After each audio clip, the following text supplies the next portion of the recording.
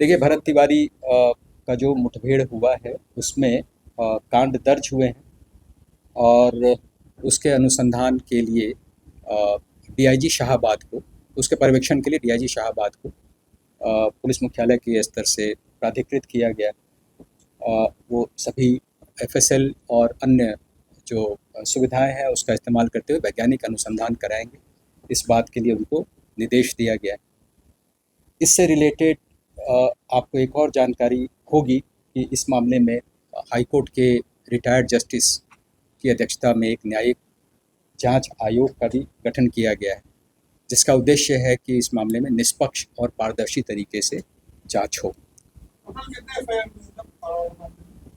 उसमें 2 एफआईआर हुए।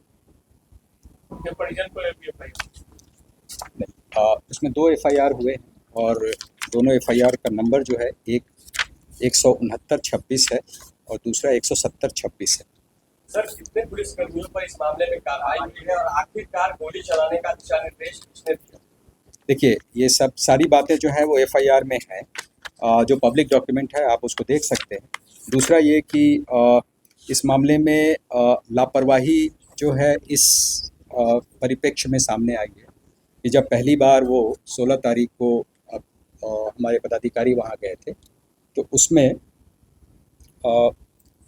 जो अभियुक्त था उसको उन्होंने ठीक से हैंडल नहीं किया, टाइमली उसको नियंत्रण में नहीं ला सके और उसका वीडियो वगैरह वायरल हुआ। इस आरोप में एक एसएचओ, 2 सब इंस्पेक्टर, एक एएसआई और एक कांस्टेबल जो थाना से गए थे उनको सस्पेंड किया गया है। एक निजी चैनल ने स्ट्रीम भी किया, उसमें साफ तौर से शाहपुर थाना के कुछ कर्मी बता रहे हैं कि प्रतिष्ठा का सवाल बन गया। ये मामला जो है चूँकि न्यायिक जांच में है, इसलिए पुलिस के स्तर से इसमें कोई भी बयान देना उचित नहीं होगा। ये सब जुडिस करना होगा, मैटर को प्रेजुडिस करना होगा रादर। तो इसलिए हमें उस पर न्यायिक जांच आयोग के मामले में कोई दखल नहीं देना चाहिए। सर, आपने उपलब्धि बताई कि बहुत सारी टिकट आई आपने, तो क्या एनकाउंटर की उपलब्धि है आप लोग की, उसमें कितना आपने एनकाउंटर किया उसके बारे में क्या है? देखिए, एनकाउंटर कभी भी उपलब्धि नहीं मानी जा सकती, लेकिन एट द सेम टाइम यह भी कहना उचित होगा कि जहाँ भी हमारी अपनी जान को खतरा होगा वहाँ सेल्फ डिफेंस में पुलिस जो है वो आत्मरक्षार्थ गोली चलाती है और इस क्रम में यदि सामने वाला अभियुक्त को गोली लगती है तो वो कानून के तहत एक एक्सेप्शन है, उसमें हमें आत्मरक्षार्थ गोली चलाने का अधिकार दिया गया।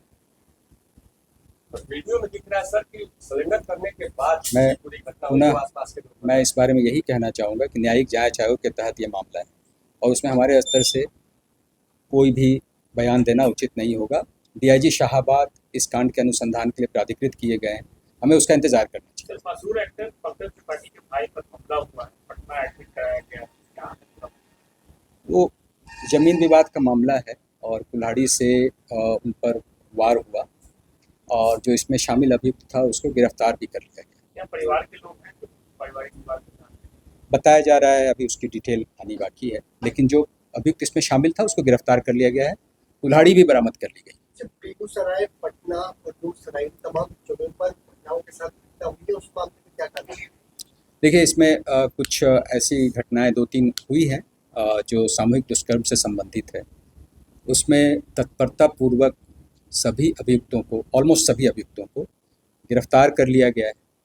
पीड़िता का मेडिकल जांच भी ससमय कराया गया है और उसका जो बयान होता है न्यायालय में वो भी कराया जा रहा है।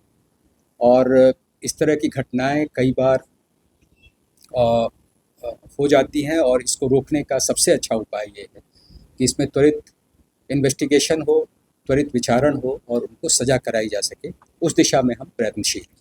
एक अंतिम सवाल है, समस्तीपुर का एक मोस्ट वांटेड अपराधी था, उसका एनकाउंटर हुआ है, क्या उस पर आप लोगों ने भी नाम रखा हुआ था? 1,25,000 इसकी जानकारी हमें नहीं है, लेकिन ये उसके 2 भाई पहले भी इनकाउंटर में ये हुए।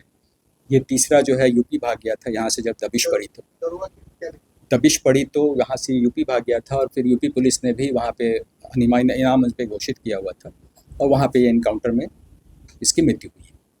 आपके राज्य की खबरें आपके शहर की खबरें सबसे पहले जानने के लिए देखते रहें अमर उजाला। चैनल को सब्सक्राइब जरूर कर लें और पाएं हर अपडेट।